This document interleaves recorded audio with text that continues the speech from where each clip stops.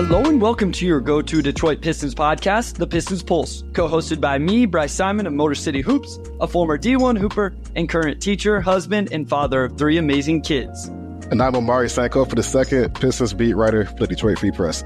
And of course, we're always blessed to be joined by our producer, Wes Davenport, who, if you are not listening to what he's doing over on the Pin Down on the Detroit Bad Boys YouTube channel, you should be. And everybody, this is my fault, Omari. I will take the blame for being 7 minutes late here with the start. I know nobody's going to believe traffic because I live in Southwest Kansas where there's no such thing as traffic. Although during harvest, there can be. You get stuck behind a combine.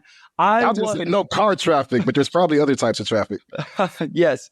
I was traveling home from somewhere this morning. I got in. I wanted to at least say hello to the family, get settled in just a little bit before we started here. So that's my bad. I wanted to just give my kids a kiss on the forehead before we got going. And yes, you hear that, guys? Bryce shows his kids over the pod. How dare I? I will not choose my kids over my lawn, but I will choose my kids over the podcast. You got to put your foot down somewhere. Yeah, I get it. Priorities. We all have them. There's a rank. This is life.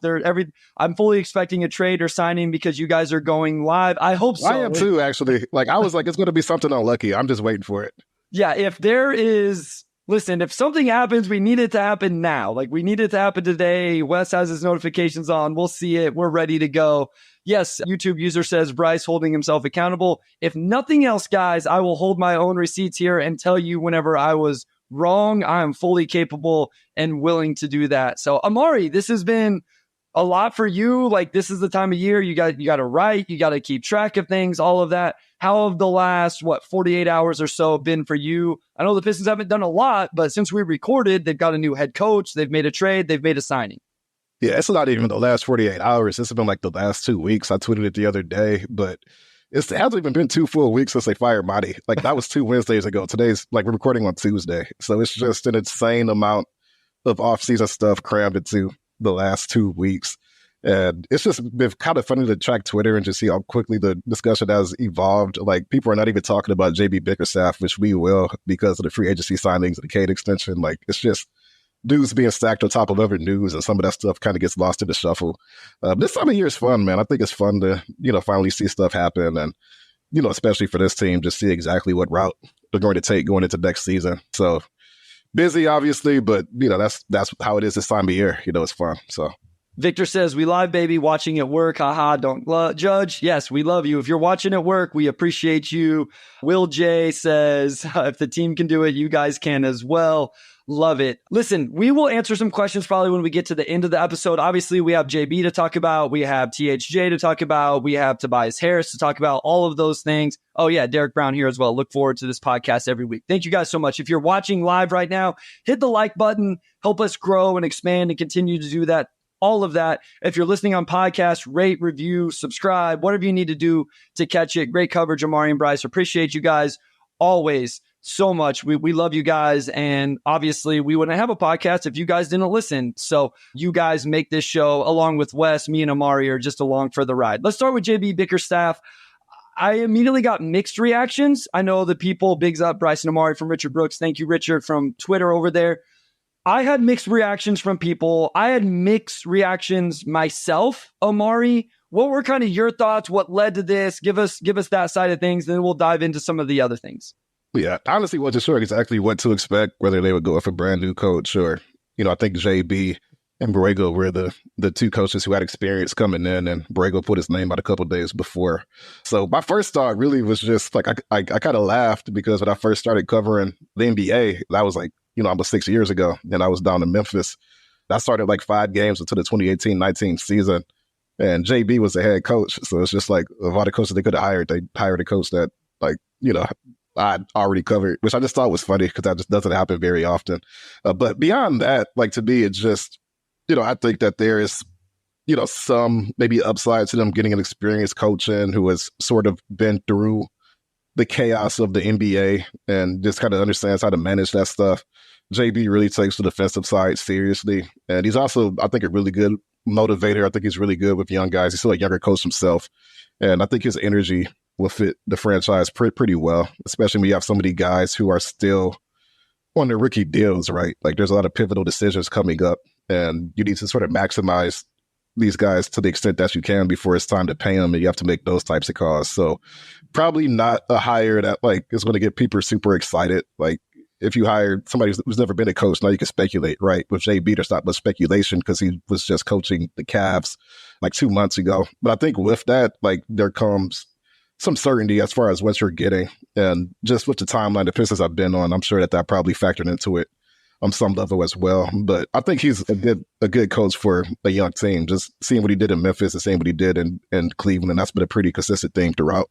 Jalen Bell says, where the heck y'all been, fellas? Too much is going on. Don't ever leave us so long. LOL. Yeah, we appreciate it. Here's the thing. It's good for you guys to want us and be begging for us to do more, as opposed to the opposite of people saying, hey, you guys record for too much, for too long, and you want to hear less of us. So we'll always leave you wanting a little bit more.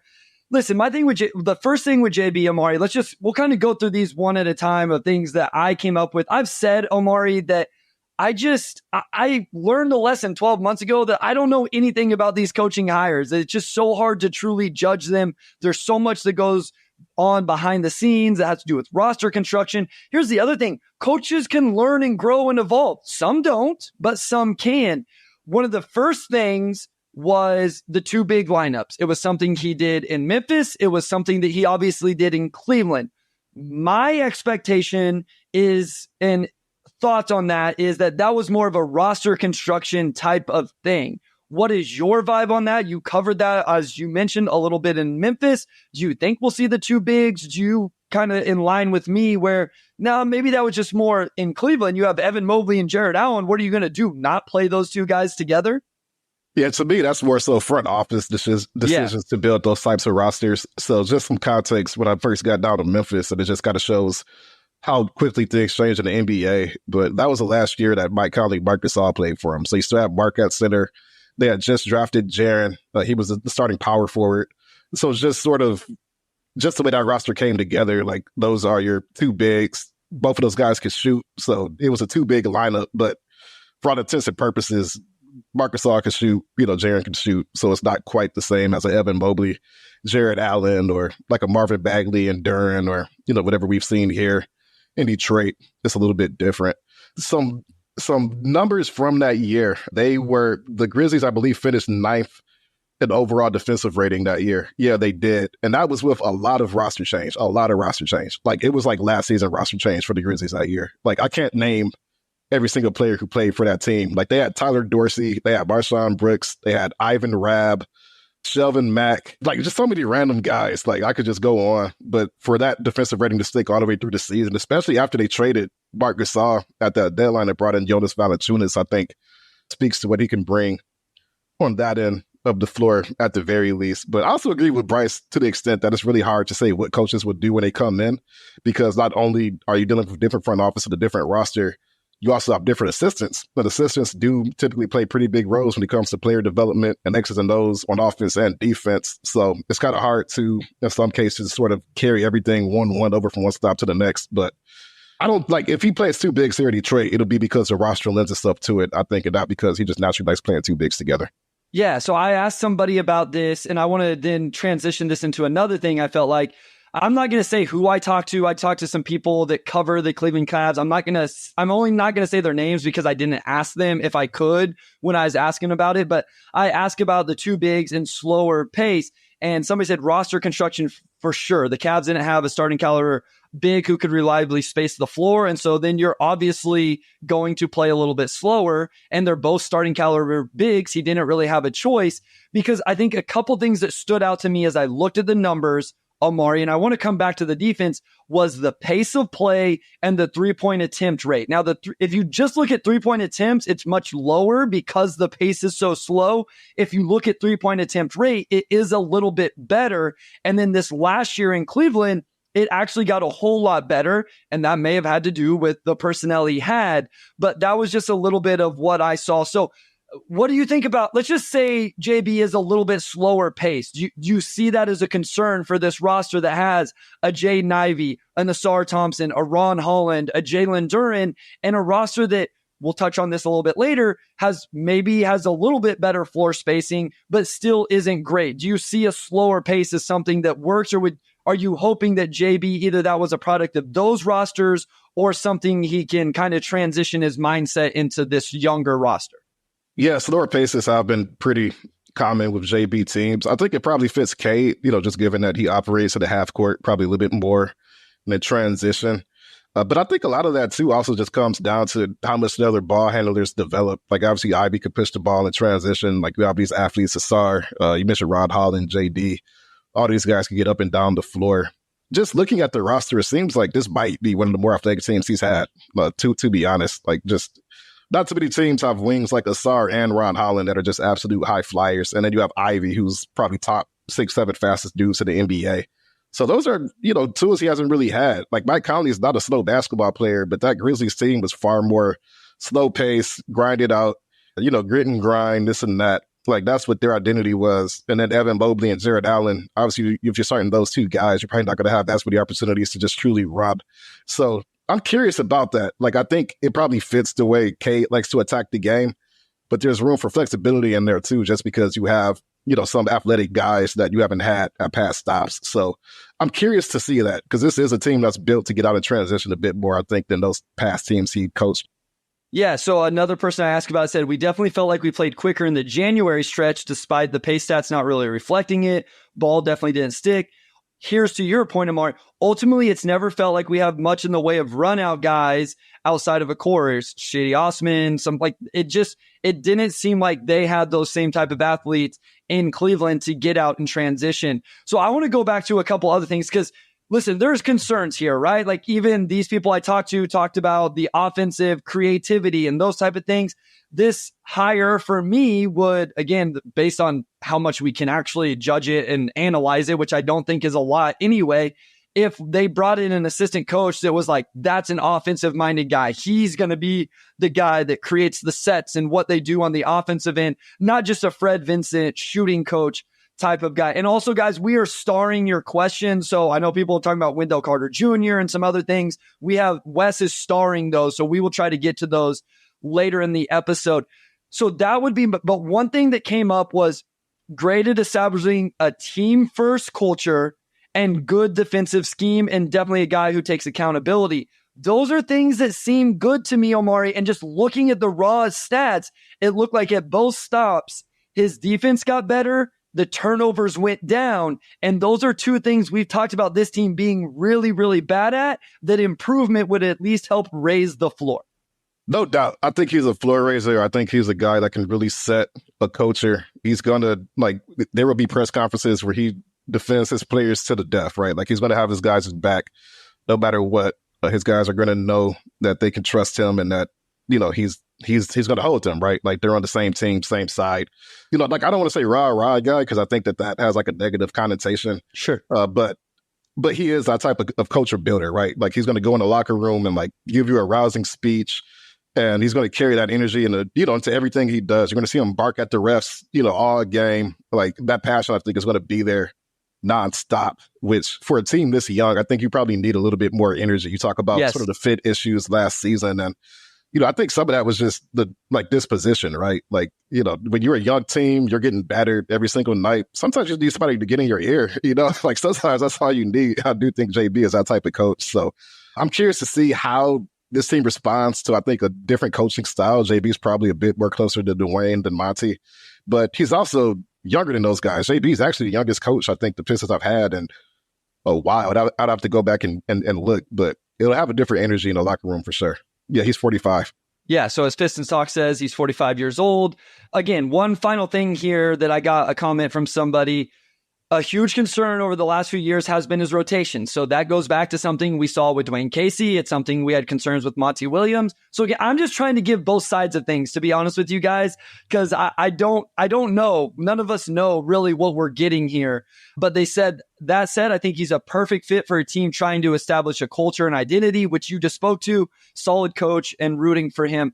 One final thing I kind of want to bring up. A big pushback I got from people was, well, they let go of him as soon as the team was ready to get over the hump. He couldn't win in the playoffs. He couldn't get him to the next step. That's the least of my worries. Now, I don't know if he's going to be good or not. This may be rinse, cycle, repeat, as some have said. But my thing is, I don't care if he can win in the playoffs. I want to see a coach take this team from where they're at to that even being a concern. And if he does that, then he was worth the hire. If he takes this team from 14 wins to 25 wins to 34 wins to 42 wins to 42 wins, and then you have to make a decision like, man, he did a great job getting us from 14 to 42, but he's not going to get us from 42 to 55 and get deep into the playoffs. Like, I'm okay with that. That's a win. That's a great hire. And then you let him go and you go find the guy that does get you over the top, like those teams have, with like the Memphis tried to do with Taylor Jenkins, and now Cleveland is trying to do. I just don't think that's the concern I'm worried about at all. I understand anything else. That one doesn't really bother me at all.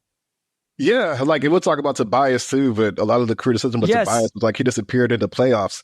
I'm like, the Pistons have disappeared for the playoffs for 16 years. Like, they just need guys who can shoot, you know? Yeah. Like you got to get to step one before you get to step two, and step two before you get to step three. And I think that's what next season is really going to be, is Trajan Langdon coming in brand new, you know, still getting to know these guys, you know, and then figuring out what step are we, right? Clearly, we're some form of step one because we just had a 14-win season, but to what extent can you accelerate that? And to me, that's what a lot of this is going into next season. And even during next season, is just taking stock of what these guys can do, what their upside is, and then starting to really build a team that could fit Cade and really lock in on that aspect of it, especially since he's I mean, I know people were worried about the wording of the tweet, but they're going to offer him a max deal. I'd be shocked if he didn't sign it. But that's where they are now, pretty much. Yeah, so the last thing I'll ask here then, Omari, is just, did you think a new head coach? Because I think that's what a lot of people wanted. A lot of people's issue with the NBA is recycled head coaches over and over and over. Do you think the organization looked into a current assistant? You know, there's excitement around JJ Redick because we don't know. You know, he's a podcaster, former player turned head coach who doesn't have the experience. To me, that's just as much of a risk as recycling JB Bickerstaff, but we've seen JB Bickerstaff actually do what this team needs him to do. So I don't know that it's as big a risk, but I think that was a lot of people. They would rather just see a name that was a little more exciting. Can you understand that? Do you see that? Do you think, was it really Borrego and Bickerstaff? Do you think there was a look at any of those other type of guys? I think Sean Sweeney got pretty deep into the process too, but I think one thing about sports psychology in general, and I don't say this negatively at all, I just think, you know, like, it's something I see a lot. Like, people will always value the unknown over like something that's a little bit more certain, right? You know, like, you ever take a swing or something that could be like, basically you would take a 1% chance at $1,000 over a 50% chance at 500, basically, you know, even though the odds say like a milder swing probably works. Like, you look at Tom Thibodeau in New York, that's been a great fit. There's been plenty of first-time head coaches that have not panned out. Like, people talk about Taylor Jenkins and the guys who have found success immediately, and it does happen. But there are also a lot of first-time head coaches who wash out, and then they just become an assistant, and you don't hear about them again, right? So it's always a mixed bag with that. But I think as a GM, ultimately, you got to go with who you feel the most confidence in. And at the end of the day, that was JB. And as we said, I mean, you know, coaches rotate in and out. This is their third head coach in 3 years. So you can never really predict the future. But I think for this team right now, the hire does make sense. Yeah, my thing is, like, I'm cool with it. I would love to. I think the defense is going to get better. I have some concerns about the offense and the pace and the 3-point rate. And I would love to see the next assistant hire or a assistant hire be like, this is a young offensive minded assistant coach. This will allow JB to just focus on the defense, and this assistant can kind of do the offensive things. Again, we just don't know, because we don't know how these guys handle locker rooms, young players, all of those things. Hopefully it'll work out. One final thing, I'm just going to give a comment on the Cade contract. I don't think Detroit should have any issues putting the escalator language in there, because it's a win-win to me. If Cade hits the escalators, that means he's becoming the player you need him to be, and then you're completely comfortable paying him what those escalators would mean. So that's just my thoughts, my opinions. Omari, if you don't have any thoughts on that or anything to add, we can go to break here, and when we come back, we will go ahead and dive into Tim Hardaway Jr. and Tobias Harris.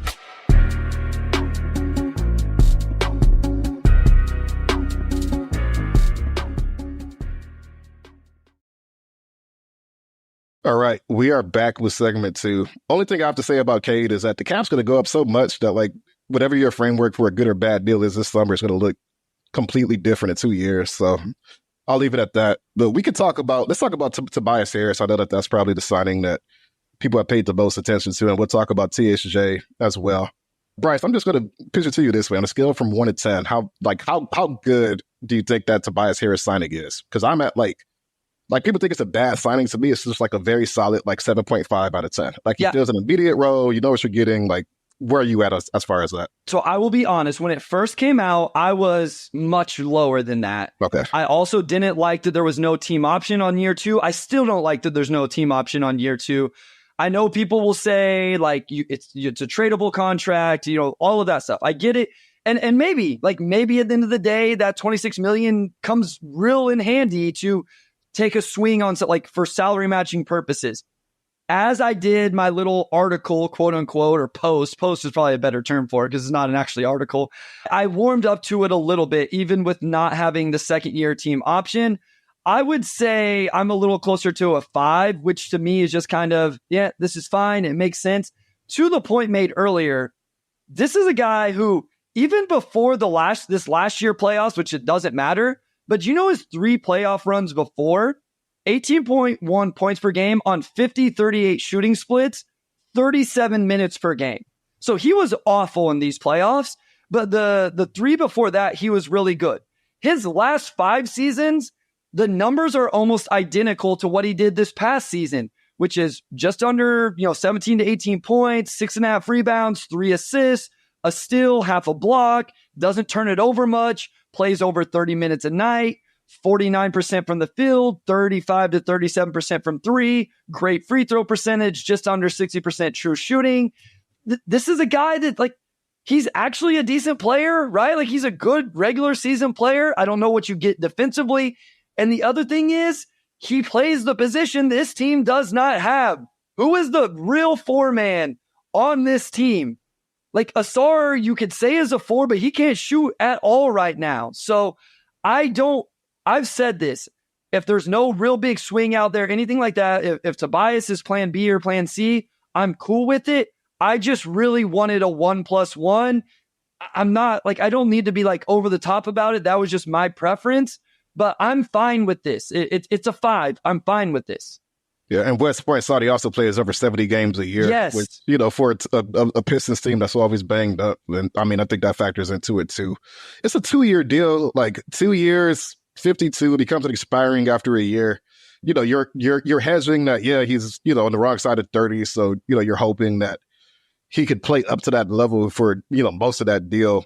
But it's a fine signing. It's a player who has an established track record for scoring the ball, solid defensively. It's a 2-year commitment, and he feels a huge need. That's kind of how I see it. 7 out of 10 signing, it fits what the Pistons need. It's not going to transform the organization, but if you're just looking at it in terms of let's get viable players on the floor, Tobias Harris is a viable player. Yeah, the way this goes bad is he does turn 32 in 2 weeks. And so it's one of those things, if somehow, and again, the numbers don't project for him to take a fall. The last 5 years, essentially, like I said, look exactly the same as what he did last year in the regular season. Now, if you want to go off the playoffs, obviously there was a huge fall with that. But if he can continue to do what he has done the last 5 seasons, I think you take that as a Pistons fan and feel pretty good about it. I think the national media's big qualm with this is the money. I don't think it's the idea of actually adding Tobias Harris. I think it's the idea of why did you have to pay him $26 million a year to add him when, is he going to Orlando? I think Keith Smith had an awesome tweet this morning about what was available yet. So Detroit has the cap room. Orlando has cap room. Philly has a little bit of cap room, and Utah has a ton. So, you'd really be against, those are the teams you're vying against, and Philly wasn't even in play there. So I think I wonder what their reaction would be if this was the 2 for 40. If this was 2 for 40, I think people would feel completely different about it. And I guess the argument against that is, what's $6 million this offseason for the Detroit Pistons, who we don't even know what they're going to do with the $26.5 million they have left right now. Yeah, I think the way national media probably sees the deal is like this team was a dumpster fire last year, and your swing in free agency is Tobias Harris, and it's like, how does that fix anything? Yeah, it's like it's like you can only patch the boat. Like you can't you can't fix the boat. You're patching those and figuring out what longer term repairs you need, right? Like 2 years. I mean, I think you make a good point. Like $6 billion in a grand scheme per year, it's not going to make or break any of Detroit's plans. And they have money to blow, too. And I'll also add that coming into the summer, Detroit's only contract that extends beyond next season that cracked $15 million was Isaiah Stewart. And that's at $15 million, right? You look at, just what types of contracts do you need? Yeah, as my dad is bringing up, what types of contracts do you need to be able to, maneuver at the deadline to get other guys in? It's going to help to have the $16 million a year Tim Hardaway at this upcoming deadline. It's going to help to have Tobias his $26 million next deadline, if at that point it's just a salary dump. Well, if he can still play, then of course, maybe you just keep him and ride the season out. But I think if you look at it from an asset standpoint, it actually helps to have those bigger contracts sometimes, as long as it's not like a crazy overpay. If it's like $35 billion, that's one thing. But between 20 and 26, like that's not that huge a deal in the grand scheme. Yeah, because if you look at it, if this team makes a big move for a star, if they trade for a star, it's probably going to be the young guys that are attached to it as well. Like they'll be the real assets in that move. And you look at Asar, J.I., Jalen Duren, Marcus Sasser. Asar makes the most of those guys at 8.8. Jaden, well, I'm looking at a year from now. So just right this upcoming year, 8.4, 8, 4.5, 2.8. If it's Ron Holland, same thing. Like those guys just don't make enough money to really hit those numbers. And so I think that's important to make note of with this. I know just like signing a guy to this contract just to be a tradable number doesn't really sound, sexy or whatever, but it is important to have those contracts. I've talked about these with other NBA teams. It's like, who do you add to the trade to hit the numbers that you need unless it's somebody that is important to your roster that you really need to keep. Somebody, I can't find the comment now, but said, is Tobias actually solid defensively? I don't know that he's solid. I think he's fine defensively. So if I said solid, maybe I misspoke there. He's definitely not a plus defender. I think at his size, and as I read back through my notes, I did think he made some impactful plays for Philadelphia. So I just said fine. I don't think he's going to be the negative that Bojan was. Maybe I'll be wrong there as these guys continue to age. Obviously, the defense goes down. Maybe he does end up negatively. But yeah, like this wasn't a signing at all that makes me feel like this helped their defense in some way. But I mean, compared definitely to way more upside on offense than defense. Yes. I think I said he was solid defensively. He's fine defensively. He's not going to come in and be a game changer defensively, but I don't think he's going to be the worst of the team by far either. Yeah, that's my thing there. Is he's not just going to terrorize. He's not going to make this defense any worse than it already is. Yeah. Is it going to make it better? Absolutely not. No way. I think in some ways it could make things make more sense just because he's an actual four-man, which this team does not have. And maybe he can take some matchups just with his size. But yeah, nobody's here implying that he's a good defender or anything like that. I think it's fine. It's whatever. You're bringing in Tobias Harris to knock down shots, offensively provide some value to your team.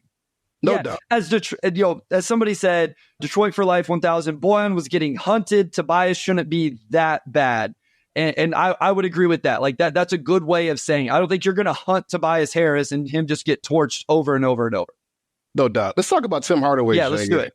Overall, how did you feel about that one? I think he's a guy that, well, for one, he's a guy that can really, really heat up. Like his 3-point percentage, I think is around 36, 37 for his career, like, which is fine. But just a guy who can really heat up in a hurry. Also feels the need for this team. Not that great defensively. Like I see him, I don't know if he starts next season. I see him as a rotation wing. Sort of, what's your scout on Tim Hardaway and how he fits into this team next season? Yeah, I mean, I think like this guy's not going to help your defense. I think he may actually make it worse. But there's not even the size stuff that you could pitch with him that maybe you could with Tobias Harris. I think the exciting thing about Tim Hardaway Jr. is just the sheer volume of 3-pointers, right? You may not look at Tim Hardaway Jr.'s percentage over the last 5 seasons and go, 38% is nothing to scoff at, but already 3 no doubts. Yeah, listen, there we go.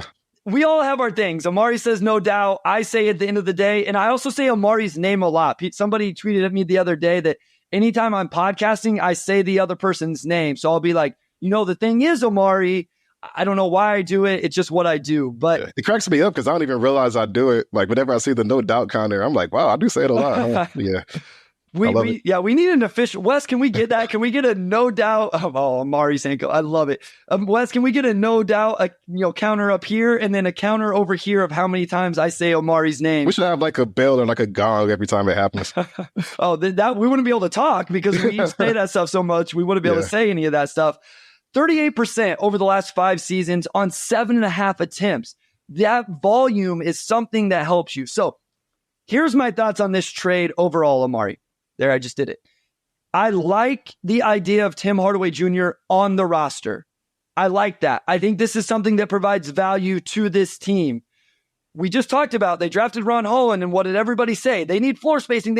This team added some floor spacing with these 2 moves. I still haven't warmed up to we need t-shirts. Yes, we do. I still haven't warmed up to the overall process of all of this. And I know it was across 2 GMs, but it's Boyan and Burks. You bring in Grimes. Grimes was supposed to be the asset in that trade. I love the idea of Grimes as this 3-and-D guard / wing. And then now you're selling on him before you ever really got a chance. That's where my hang up is that I think Grimes makes so much sense overall. And I just wonder what made them feel like, hey, there's no future for him here. That would be the one question I would love to have an answer to. Yeah, and I think that's the key question. Like people understand who Tim Hardaway Jr. is as a player. Like, I mean, he went to Michigan. A lot of people here have been watching him for, 12, 13, 14 years. So he's a known commodity here for sure. I think it's the value, right? So you have 3 second-round picks and Grimes. And Grimes has been a good rotation player for New York. He shot the ball well, and he could really defend. And the issue in Detroit was just that he wasn't healthy. He had knee soreness. He played 6 games, and he wasn't good in those 6 games because he was clearly hurt. So, to the extent that factored into the decision, I think it's tough to say. But that's one of those trades where, on the surface, maybe the value wasn't the best. I think with second-round picks, it depends on what you do with them, right? Yep. Sometimes you can find a player. I think that Toronto second-round pick could be good, but sometimes you can use them to acquire, like, actual good players. They got Fontecchio essentially for a second-round pick. So, like, I agree with that. Like, on his face, like, when Reggie Jackson, like, was a $5 billion salary dump, and they got 3 picks for him. Granted, they're Denver's picks, so they're probably in the back half of the second round instead of Toronto, who's going to be probably top 10 next season. Is that enough value to make up for passing up on Quentin Grimes, who I think is 24 years old, can defend, can shoot, and fits with this team long term? Because everything with Quentin is that they were going to have to make a commitment to him within the next year. Yep. Which I'm sure also factored into it to an extent, whereas Tim Hardaway Jr. obviously is on the last year of his deal. So there's probably a lot more certainty you're getting with THJ, not just from an on-court standpoint, but from an asset standpoint as well. But yeah, I think a lot of the issue with THJ wasn't him as a player, but certainly the value of the pick. And if Grimes goes down to Dallas and becomes a rotation guy, people are going to be like, why did we do that? Right. So, I mean, I think that's fair. I think that's fair to be skeptical about. No, and here's the thing. Everybody's saying in the comments is absolutely true. If Grimes isn't healthy, that makes it, if everybody else is comfortable saying Quentin Grimes didn't want to be here, I'm cool with that. I don't know that for a fact, so I'm not comfortable saying that. But obviously that's part of the equation. If there was real concerns about the injuries, if there's real concerns that what we saw in year 2 in New York is something he's never going to get back to, and if he didn't want to be in Detroit or they weren't going to ever pay him what he would want or, whatever, then 100%, then this is a really nice move to get in somebody like Tim Hardaway Jr.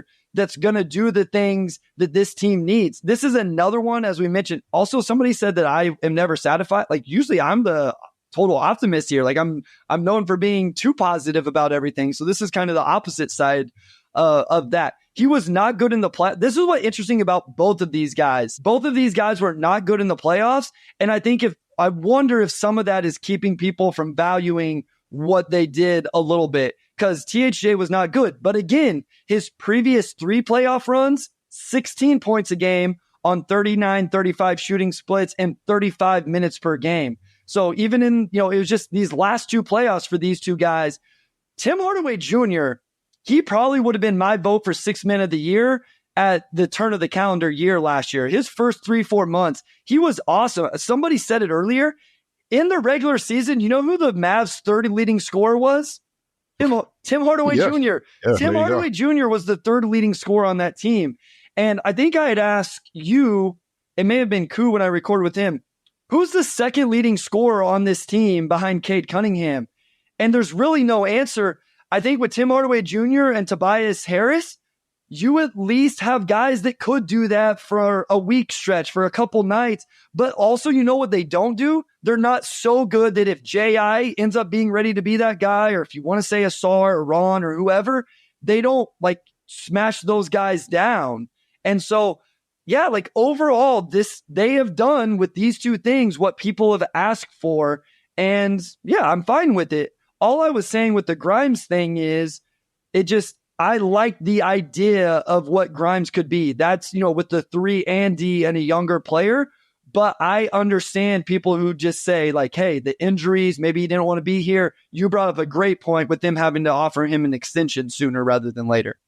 No doubt. I'm looking at some numbers here. So of Detroit's returning players, Cade and Jaden Ivey led the team in attempts and makes last season. Ivey was 369 attempts, 124 makes. Cade, 119 three-pointers made, 335 attempts. Tim Hardaway Jr. last season got up 597 three-pointers. Yep. Like, he is a volume shooter to a completely different level. Like, just a whole different level of volume shooter than these guys. You can look at the percentage, but a guy taking that many threes is going to attract a lot of attention, and he can heat up. He is a volume shooter, and this team needed one. Yeah, Cubicle Lake 7, essentially is saying the same stuff. 207 made threes, 85 more than our leading three-point shooter. Yeah, I got you, man. I got you. I'm going to read it here. 80 plus more than Grimes in his best year. I think the important thing here is THJ has gravity. And Michael says he has no conscience as a shooter. 100%. If you read my notes, so if you guys want, over on my Substack, I have my raw notes breakdowns. I watch all sorts of games throughout the year, and I keep notes multiple times. THJ has the ultimate green light. THJ misses 3 shots, and then he comes right back and he takes 3 more. And I will say for Tobias, I actually had a lot of notes about him making impactful plays late in games. So think about how much the Pistons struggled late in games, fourth quarters, coming up with a big offensive rebound or defensive rebound. I think that might be something Tobias Harris can bring that, hey, maybe that helps you win a few games here and there more than you would have otherwise. So in a vacuum, I think that they have brought in what you need to bring in just in terms of scoring gravity and floor spacing gravity. We can quibble with all of the other stuff, the defense. I think what's interesting is you're relying on the vets to space the floor, and then you're going to rely on the young guys to defend, right? You're going to ask Ron to be a really good defender. You're going to ask Asar to be a really good defender. We'll talk about who protects the rim here in just a second. But yeah, I think THJ with the volume is insane. The volume is insane. It's something that this team needs with that gravity. Yeah, I mean, you really can't take that for granted. And this team still does have holes, and I think that's some of the frustration too, is that, like, who's going to defend on this team? They still need rim protection. They still need this and that. Like, I get all that. But bottom line for me is that Tobias and THJ do feel very, very needed roles. And I think Cade is going to appreciate having 2 guys next to him who can really, really shoot and take pressure off of him. But obviously, they do have other holes to fill too. And they still have $26 million in cap space remaining. So this summer's, it's still far from over. Like, I don't think they got bogey until like training camp almost opened a couple years ago. So stuff can happen like right down to the wire. So I do expect they'll continue to make moves and adjust as they go into next season. Yeah, and so El Blas, I hope we can ask Cade to be a defender this year as well. Like, this is a good point where if THJ is taking some volume, if Tobias is taking some volume, then ideally Cade is able to then take more of a onus on the defensive end, have more energy on that end of the floor. If you have some real scorers on offense, and he doesn't have to take as much of that load. We have a ton of questions, so we're going to go to short break. When we come back, we'll try to get to those.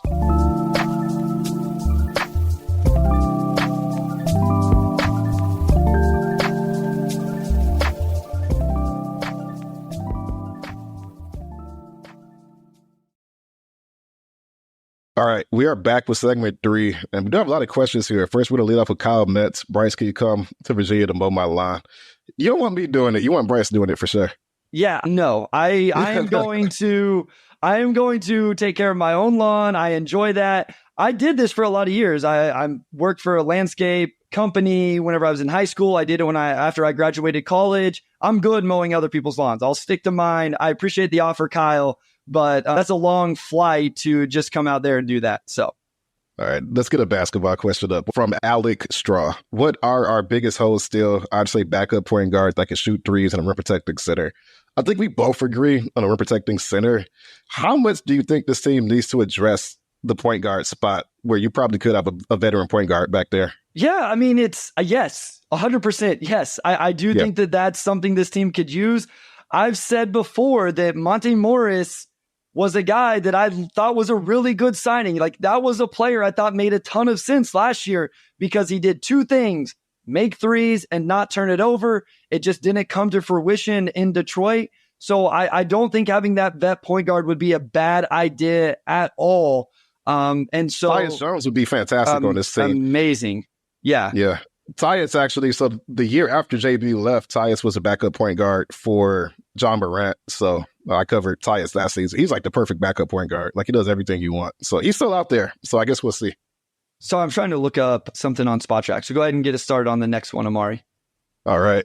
We will move on to this question from Bobby Buckets. Would love to get Wendell Carter Jr. There's been a lot of Wendell Carter Jr. in this chat, which I'm sure some of that is just the fact that Orlando brought everybody back. They even brought back Bataz Day, even though they already had Def at center. And they just brought back Mo Wagner too. I like him. Like, I don't know if Orlando's at a spot where they're looking to trade, but if you're just looking at a power forward who feels a need, I think he absolutely fits the bill. I just don't know from Detroit's end what you would give up to get him. Yeah, like, I don't know what it would take to get him either, but Orlando just had an interesting offseason where they brought back Batadze and they brought back Mo Wagner. Like, they brought all of these dudes back to their roster when I thought maybe they would let one of them go. Like, they gave Batadze a real contract and they could barely get him off the bench last year. I think there's been these conversations anyway. I don't know why they want to move on from Wendell Carter Jr., but if he was actually on the trade market, I don't know what it would take to get him, but that's the type of floor spacer that could make a lot of sense for the Pistons. And so, yeah, like, I would be cool with this if they were able to make the move, depending always, the context is always, what does it take to actually get them? No doubt. But yeah, if you're just talking like theoretical players who fit that hole for the Pistons, then yeah, I would say he's certainly pretty high up there. A question from Brennan: what we thinking about Tyus Jones or Gary Trent Jr.? I just talked about Tyus. Gary Trent is interesting to me. Like, it seemed like his market would have been higher than it was, just given his track record for success. But honestly, he's another guy that can really, really shoot the ball and would fit this team. I'm just not sure. Like, now that you have Tim Hardaway Jr., can you support him and Gary Trent? But you also have Ivy and these other guys. That's my question. Yeah, that was my thought as well. I mean, yes, we will say you can never have enough floor spacing, but eventually you do have to be able to still have room for the young guys to play if you're going to keep all of them on the roster. And now you're starting to get how many guys that you have that just space the floor, but maybe are not great on the defensive end. I would guess that with Tim Hardaway Jr., you probably feel like you kind of have the role that Gary Trent Jr. is already. Like, how do you get those guys minutes and shots and still not suppress what Jaden Ivey is able to do and letting him grow and get his shots up as well? So that's the one thing I think I would like to be careful of now is you have Tim Hardaway Jr. in there. You have Tobias Harris in there. We've talked about what they bring to the table, how that's good stuff. Now you got to be careful about taking shots completely away from some of these other guys, because you still want J.I. to get shots. You still want Ron Holland to get shots. You want to give Asar at least a little bit of an offensive load, even if it is suppressed from what he had to do last year. So I like those guys. I like the idea of Gary Trent Jr. I just don't know that it makes as much sense now with Tim Hardaway. No doubt. Cubicle Lake 7 says, could you stagger J.I. and Cade and not need a veteran point guard backup? Center is a bigger need. Agree that center is a bigger need. I feel like the stagger discussion has been around so long, we still don't have a clear answer for it. A lot of that to me just comes down to where J.I. is as a playmaker. He's going to have to earn JB's trust as a playmaker. And I think some of the turnovers and passes he throws can just really irk coaches. And that's, I think that's kind of factored into some of the minutes over the years. But I would be curious to see that, though, right? If you could just put that faith into J.I. and he could take over that role. What do you think, Bryce? Yeah, I would love to see them stagger. I've been yelling about this ever since they drafted J.I. I've even warmed up more to, like, if you want to, like, I don't care how it starts, whatever. You let J.I. run the bench mob, however you want to say it, whether he starts and staggers out or whatever. I do think with J.I., you want some sort of ball handler next to him. It doesn't have to necessarily be a true point guard. So I don't have a name off the top of my head, but somebody else that can take some of those duties, calm things down maybe when J.I. is starting to get sped up. Here's my thing with the center, Omari. Let's say you bring in a center, right? Whoever it is, insert name. What happens to Jalen Duren and Isaiah Stewart? Because to me, Jalen Duren is only playing the 5. And I've said I think we've learned that Isaiah Stewart needs to play most of his minutes at the 5. You just fix some of the 4 position with Tobias Harris, at least short term. Asar has to play the 4 at least some because of his lack of floor spacing and shooting. Probably be nice to play Fontecchio there a little bit. Like, how many minutes do you need for Stu at the 4? So bringing in a 5-man, are you trading one of those guys? Are you just letting... Are you moving Stu back to the 4 exclusively? That's my only thing there. I agree with everybody that this team needs more rim protection. I just don't think it's as simple as saying, hey, go sign this guy to protect the rim or go trade for this guy to protect the rim. And then the minutes kind of flesh out. So that's my thing with the centers. I wonder what it would mean for the rest of the roster. And I'm very curious to see how this new regime sees Stu as a player. Like, he could play power forward with certain matchups. Yes, Thank you, yes, Clark. I appreciate good call. Like, I think, like, there's certain matchups where you're going to want him at the 4 next to a guy like Duren. And I would say overall, Detroit's best case scenario long term is for Duren just to develop into that guy and not force these questions to be asked until he gets there. But I think ideally, you do see Isaiah as somebody that can probably fill in at that 5 spot. Like, he gives you some shooting at the 5. He can rebound. He's a solid paint protector. And he may be the solution, at least from a backup standpoint, if you want to stick to continuing to develop Duren, which at this point, unless there's a trade somewhere lurking, you're going to go into next season with Duren probably as your starting center. So I'm curious to see that for sure. I think we've had Isaiah Stewart's entire career under the previous regime, which had a very specific player for him. And he met what they wanted. Like, he's developed his shot. He's done this and that. Still probably a better fit at the 5. So to me, I'm curious if their lack of going out of getting a center so far just indicates, hey, we already have a pretty good backup guy who can defend. So that's not as big of a priority. So Michael says Duren probably is a 28 per minute guy. So I don't see how you don't add a reserve big who could play. I agree with that. Like, that's fair. I don't necessarily want that person to be over Isaiah Stewart, though. I would want that person to be, okay, Duren plays 28 at the 5. Stu plays 20 minutes at the 5. Maybe he gets a few minutes at the 4, but not a guy that's just like going to supplant. I think Isaiah Stewart's getting close to being the role that he can be successful in right now. And I don't want to see that change, I guess. And YouTube user, I'll get to the Don Barlow thing. You're in the queue here. We will get to that whenever you mentioned it earlier. I want to go ahead and talk about this quick. Big Dog Piston says Trajan has been straightforward in vision, plan, and execution. How do you feel like that, Omari, in terms of what you heard at the presser? We've seen him with the contract, with the contract that takes on future assets and Tim Hardaway Jr. And I don't know, they still have $26.5 million. I guess we'll see whether it's another trade or they actually spend it on a free agent.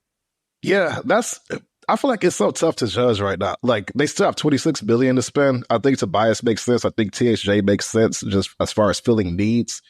It's just tough. I think it's really tough to get a feel for a GM until you really get a couple years in, to be honest. I think he's communicated what he wants to do very clearly, which I know fans appreciate, as far as him just coming out and saying, hey, we're going to, bring in bad contracts for assets. Like, you're going to slow play some of this, right? Like, we need draft picks. He's been very transparent about that, which is a good sign probably for fans who believe that that's the right way to go, especially I think with some frustration with the last regime where they probably didn't value draft capital to the extent that other teams have. Well, I mean, they did. I mean, like I said, they did not when you have teams like OKC that's got like 30 picks, but that's besides the point. I think he said the right things. I think the plan he's lined out makes sense where the Pistons are. And like I said, I think both signings Tobias' signing and then the trade for TSJ makes sense as far as addressing needs, but I need more time. I know that's a cop-out. It's just hard for me to judge off of like 4 or 5 weeks. Like, you really have to see, at least let's get to the end of the summer and see what he does with the rest of the cap. So Brandon S says, one thing a lot of Pistons fans want is to move on from Duren. Given that JB uses a lot of help defense, that should help Duren a lot, right? A lot of guys in the paint last year making things hard. I'm assuming we're talking about defense here and the help side defenders being more in the like, sure, like that would insulate Duren on the defensive end. I think they have some of those athletes in terms of Asar Thompson, Ron Holland, those type of things. Duren just has to get better. Like at the end of the day, he just has to get better. To your point, though, he is still very young. It would be scary to sell on a guy that young in the same way. Like somehow some of my Jaden Ivey comments have gotten flipped. I don't think there's a bigger Jaden Ivey fan than me. And so like I would hate to see them sell on those guys. And to me, some of the moves that have been made thus far, Omari, actually makes me think that they aren't going to move. Like this is how things are going to move forward. You have the young guys. You have better pieces around them with Tobias and Tim Hardaway Jr., and you're going to be able to evaluate them better, hopefully, moving forward with how this roster is starting to shake out. Yeah, I think anything you can do to just get support around the young guys helps, right? Like I think all the guys are overmatched last season, and people point out when people criticize JD's defense, the defense to his like a defense is, well, Detroit's guards didn't help, keep people out the lane, and he was overtaxed. Like anything you could do, whether it's help defense or whatever, to help him do his job, I think will help a lot from a developmental standpoint, no doubt. Like, I don't know if it's going to be transformative, but it definitely helps. So we had a question, are they going to resign Simone Fontecchio? Yes, this is an order of operations thing, guys. The nice thing with Simone, even though we got the bigger cap hold, that cap hold was not enough. It was not substantial enough.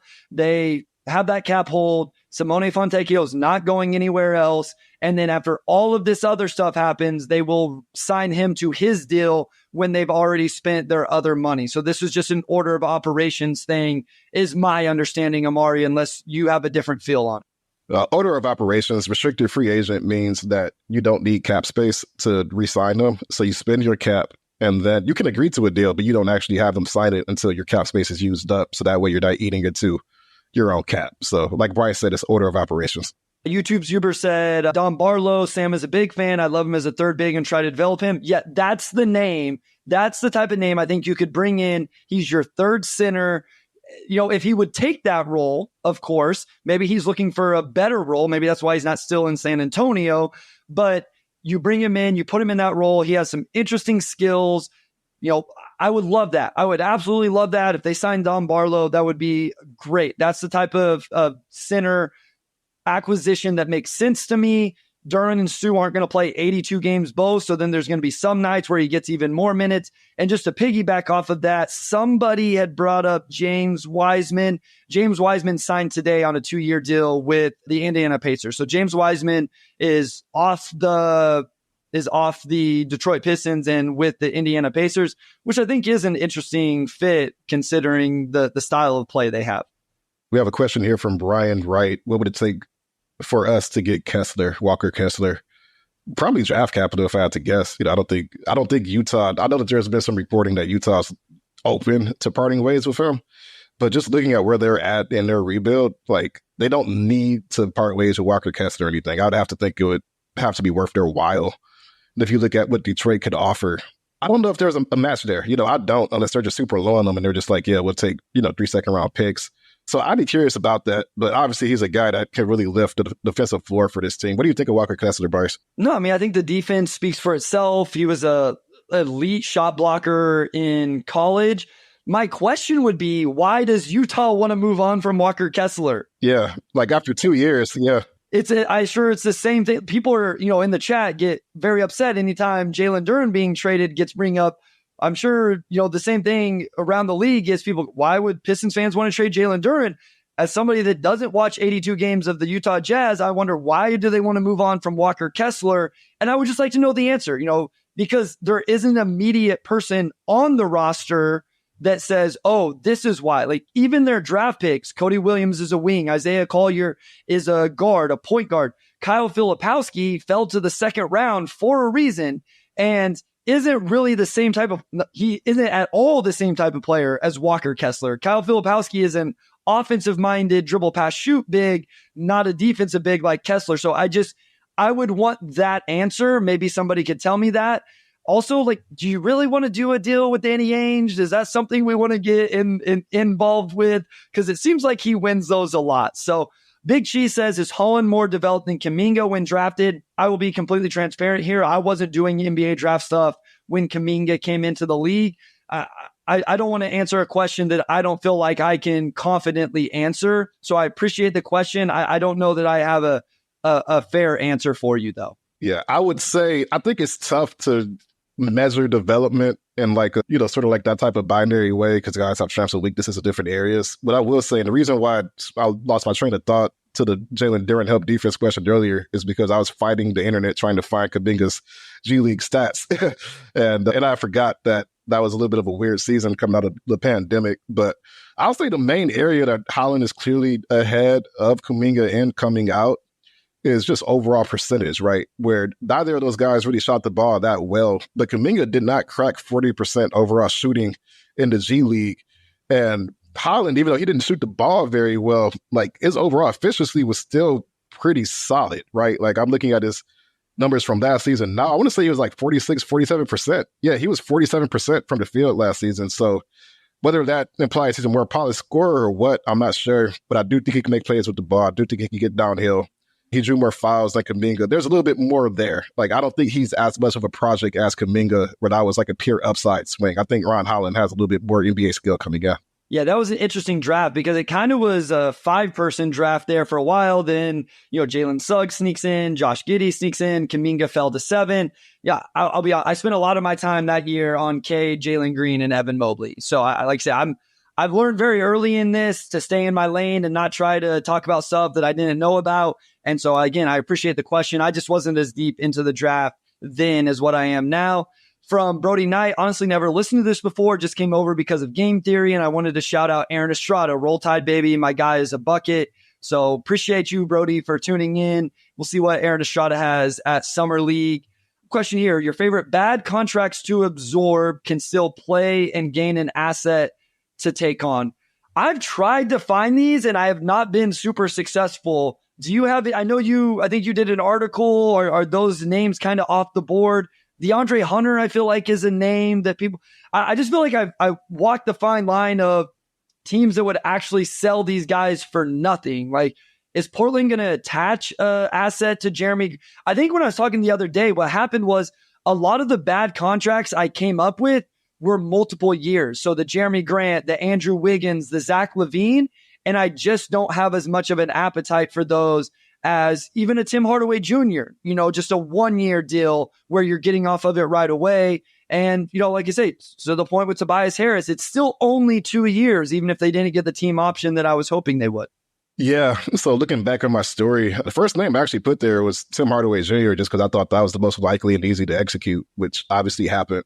Beyond that, I mean, I think the two guys you look at, are Andrew Wiggins and Zach LaVine. Like, I don't know if I would call them my favorite bad contracts to absorb, but I think those are guys who clearly the teams that are on would gain something from giving up an asset to get off of that deal for one reason or another. Obviously with both guys, there's huge risk, right? LaVine's got 3-4 years left on this deal. A lot of money owed. Wiggins has kind of been in and out of the lineup dealing with personal stuff. So where do you fall as far as that? How much do you get out of those guys going forward? But I think that's what you look at a bit, because there are not as many truly bad contracts, I think, in today's NBA as there were maybe like 10 years ago, where you saw guys like Luol Deng, like you had vets who you could not live up to what they're being paid at all. You don't see it as much now because even Zach LaVine can still really play basketball. He's not washed. He's just injured. So those are the names I'll look at. Beyond that, I don't know how many teams are looking to really salary dump unless all of a sudden they have to clear salary to acquire some type of player, which is a little bit tougher to project. But those are the names I think of when I think salary dump at this point. YouTube user said, Wes, can you fix all of his typos in his questions? He gives you a thumb down. He does not know how to do that. We are not technically advanced enough for that, but we appreciate it nonetheless. Some names that the chat brought up, Robert Williams would just be a bet on injury type stuff. Capella, again, I like the idea of Capella. I wonder where that goes with the roster, though, in terms of if you bring in Capella, you're going to play him. He does some nice things. Where do the minutes go for Jalen Duren and Isaiah Stewart? How do those hash out? Is CJ a bad contract that New Orleans would give away so they can sign BI? I literally text this to Wes. I said, what about CJ McCollum? I like the idea of that. Now, here's the thing with CJ is, He's not going to help you at all defensively. Like, that's not doing it defensively. And does that become too much of an overlap again with Tim Hardaway Jr.? So that would be interesting. Ejecto Cito says, I believe Wiggins slots in the remaining space perfectly.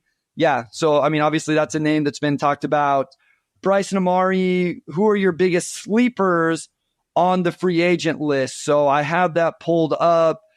You know, if you wanted another floor spacer, Buddy Hield's still out there. We talked Gary Trent Jr., Malik Beasley, Luke Kennard. Any names for you? Monty Morris is still out there if they wanted to revisit that. Caleb Martin, Sadiq Bey. Sadiq Bey is a free agent. Yeah. No, they have some guys out there. Luke Kennard, I think, obviously feels a huge need. Former Piston. Like, I know you guys know him. I mentioned Tyus Jones, but again, if you're talking about somebody who actually really does feel a current need right now, like Tyus Jones is right in there. Buddy Hield, I mean, if you can get, one of the best shooters over the last, 8 years on your team, I don't know what else he does besides shoot, but that's still probably pretty useful to have, right?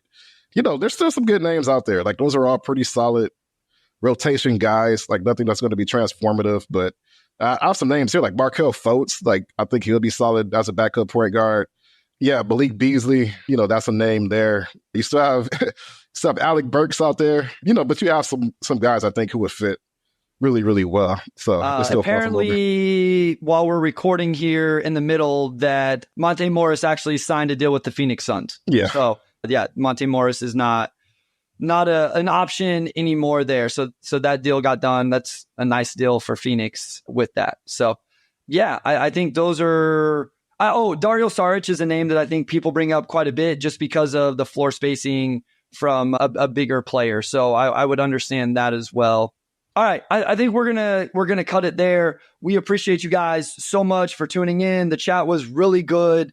Again, always appreciate when you guys keep it respectful and all of that. You got really good questions, really good engagement.